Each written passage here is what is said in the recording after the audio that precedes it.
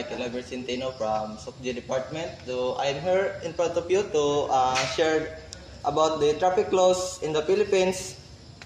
And first I share is RA 4136, the Land Transportation Code and Traffic Code.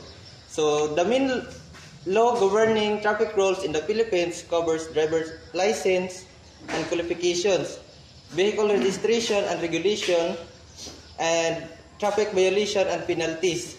So it is necessary for us to get a driver's license, or we must register our car so we can get the ORCR or owner's registration.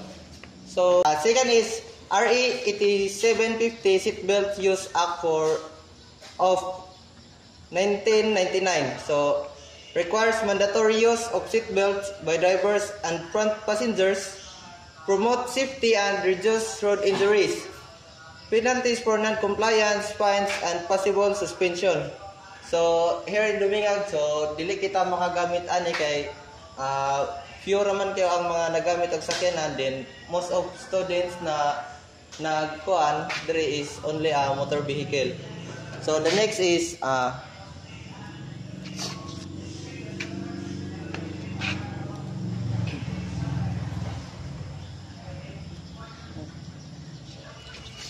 the RA 10666, Children's Safety on Motorcycle Act of 2014. So this act prohibits children from riding motorcycles on highways and busy roads. Exception: child can reach foot, peg, wrap arms around driver and wear helmet. So if ang bata is kuan na siya, dili siya mo low of 12. So pero ang required dod is 18 or 17 plus pataas. Penalties, fines, and driver's license suspension. So if imong sakyanan is or motor ba gidriban og bata diyon kuan na dakpan is ang owner sa motor is ma-suspend ang driver's license ato. And that's all. Thank you. ADR.